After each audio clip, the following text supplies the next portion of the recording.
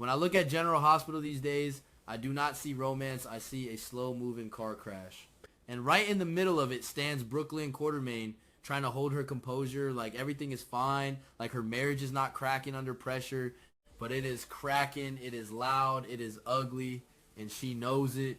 She just found out that her husband, Harrison Chase, has been tangled up in something that smells like Willow. Not just professionally, not just casually. There is emotion in it. There is history. There is that awkward, unfinished energy that never really dies when two people share a past. And that past is standing too close to her present. And then imagine this. Brook Lynn already uneasy, already suspicious, already feeling like something is slipping through her fingers. And then she sees something worse. She sees Chase on Willow's bed. Not talking, not arguing, on the bed. That image alone is enough to twist the stomach. Recently, Brook Lynn agreed to adopt a child. That was not random. That was strategic. Yes, she loves the idea of building a family. Yes, she wants stability, but she also wants to anchor Chase. She wants to pull him back from this obsessive investigation into Michael. She knows Chase is going too far. She knows he is risking everything, career, reputation, freedom, all of it.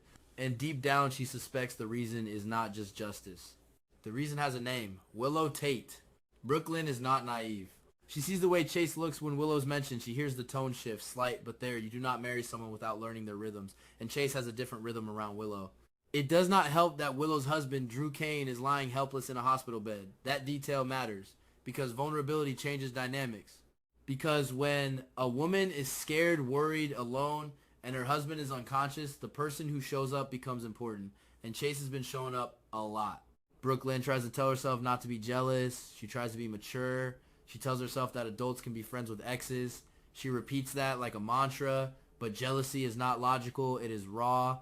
It is instinct. And when your husband is spending late nights with his ex while her husband cannot even sit up, yeah, jealousy is not optional. It just happens. What makes it worse is Chase's conviction that Michael Corinthos is the one who shot Drew. He says he suspected Michael from the beginning.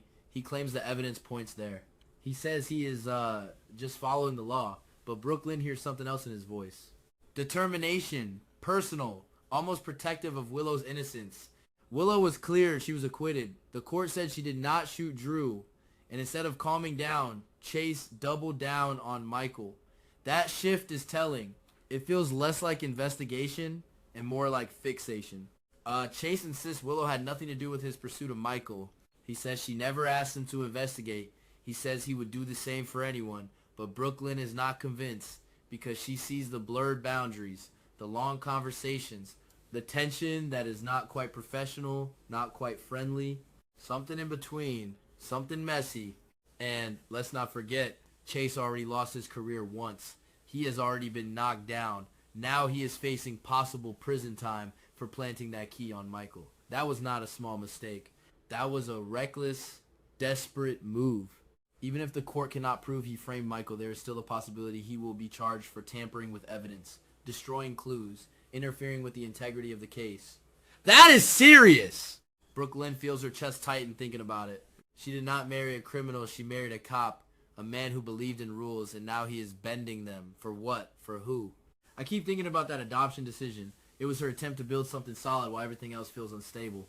Maybe she thought that if they focused on a child, on becoming parents, Chase would stop chasing ghosts. Maybe she believed fatherhood would ground him. It feels a little desperate, a little rushed, but also very human. Because when you feel someone slipping away, you reach. Sometimes you grab too hard. I can see a scene in my head, and it is chaotic. One night, Chase does not come home. Brook Lynn waits. She checks the clock again and again. She calls. No answer. She texts. No reply. Eventually, she hears from someone that he was at a bar, alone, drinking more than usual. He is not the type to get wasted, but stress changes people. Losing your badge, facing charges, fighting with your wife, all of it piles up. So he drinks. One glass becomes two. Two becomes too many. And then he does something stupid. He calls Willow. Maybe he tells himself he just needs someone who understands, someone who has been through trauma with him before, someone who will not judge. But late night calls are rarely innocent, especially when alcohol is involved. Willow answers. Of course she does. She is vulnerable too. Her husband is in a hospital bed. She is emotionally exhausted. She hears Chase's slurred voice, and she goes to him, or he goes to her. The location does not matter as much as the outcome. A hotel room, Drew's house, somewhere private, somewhere quiet. They talk at first about Michael, about the case, about how unfair everything feels, and then the conversation shifts to the past, to what they once had, to the what if. I am not saying it has to be some grand romantic declaration. It could be messy, awkward, impulsive, a kiss that lasts too long, a touch that should not happen but does. They are adults.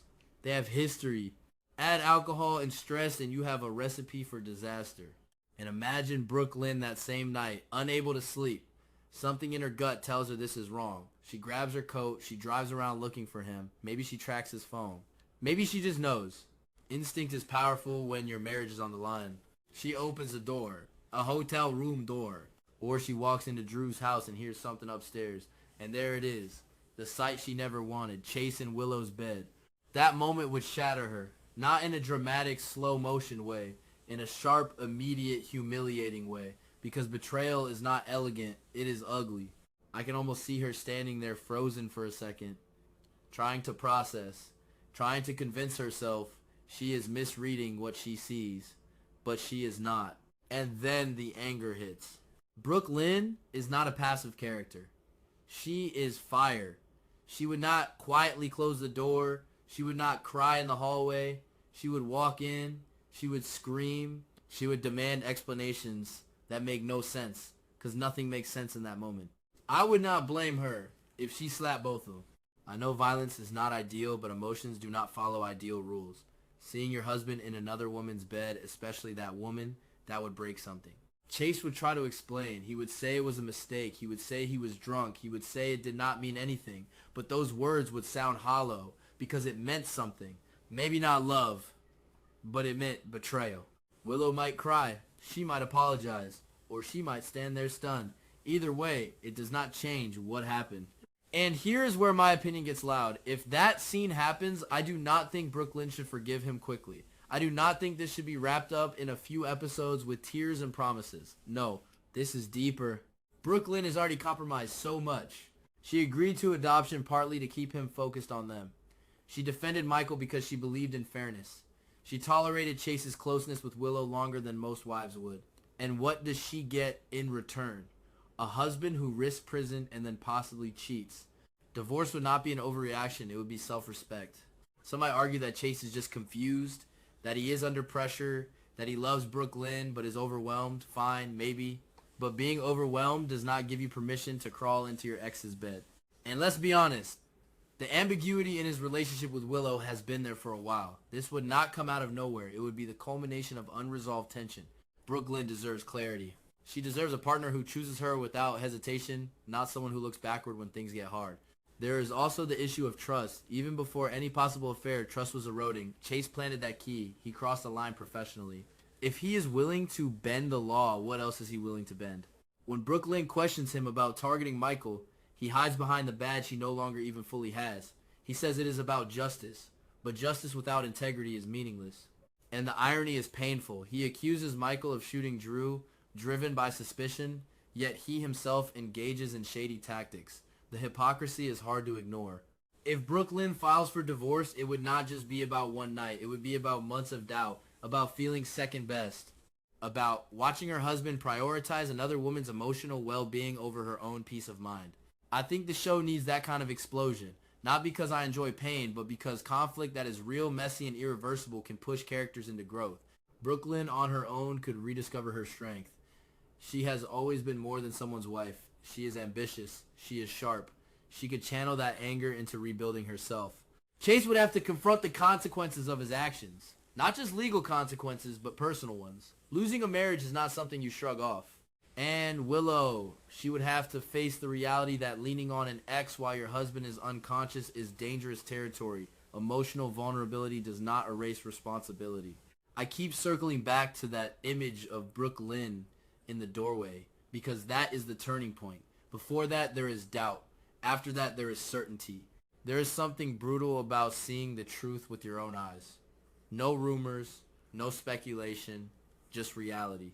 And maybe part of me feels protective of Brook Lynn. She has fought hard for happiness.